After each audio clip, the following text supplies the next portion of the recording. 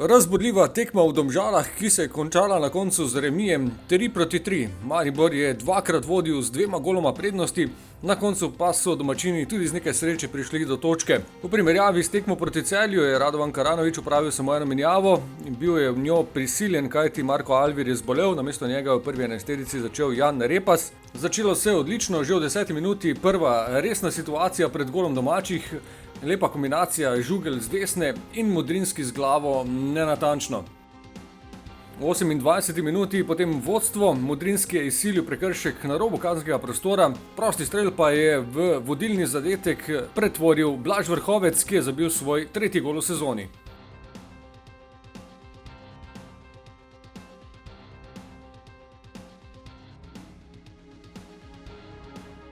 Do konca prvega polčasa samo ena priložnost za izenačenje, z razdalje je poizkusil za domače Kupović.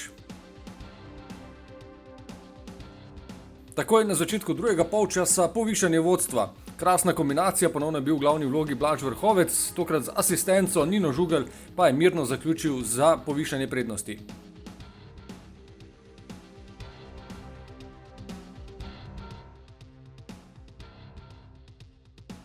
Potem pa nenadejano znižanje rezultata strani domačih, Alić je želel podati pred gol, žoga pa se je spremenila v neobranljiv strel za 1-2.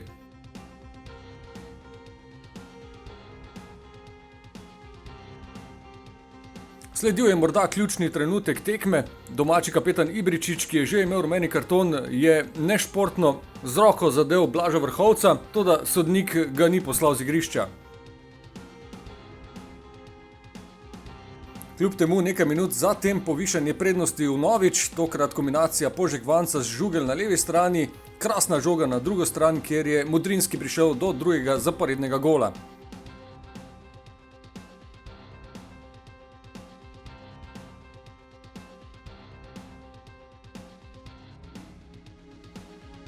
Po vodstvu 3-1 še 2 obetavni situaciji za povišanje vodstva. Najprej se je spretno v 70. minuti do zaključka prebil Žugelj.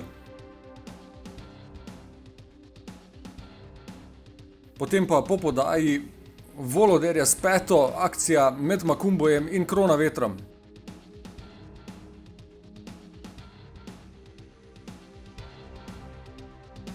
Namesto povišanja vodstva pa znižanje rezultata. Ob poizkusu z glavo je žoga zadela v roko Martinovića, iz 11 metrov pa je zadel Ibričić na 2-3. Domačini so pritisnili za izenačenje in to jim je uspelo v 87. minuti. Po podaji z desne strani najprej udarec z glavo, Juk je odbil, na pravem mestu pa se je znašel Husmani, ki je izenačil na 3-3. Kljub izdatnem sodniškem podaljšku se rezultat več ni spremenil, ostalo je pri remiju. Iz ene mirne tekme pod kontrolo smo prišli v situacijo, da smo dovolili Domžalam, da se dvignejo. Ne vem, v določenem trenutku smo začeli, da ne rečem, divjati, po nepotrebnem tudi.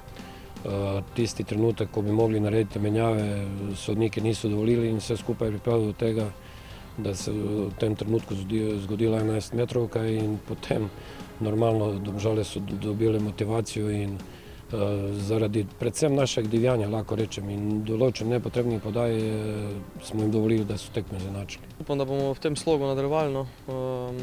Jaz mislim, da letos prvenstvo bo zelo izenačeno, tako da tudi če kje izgubimo kakšno točko, ne smemo biti preveč potrti, ker konec koncev je pomembno, da smo na koncu prvi.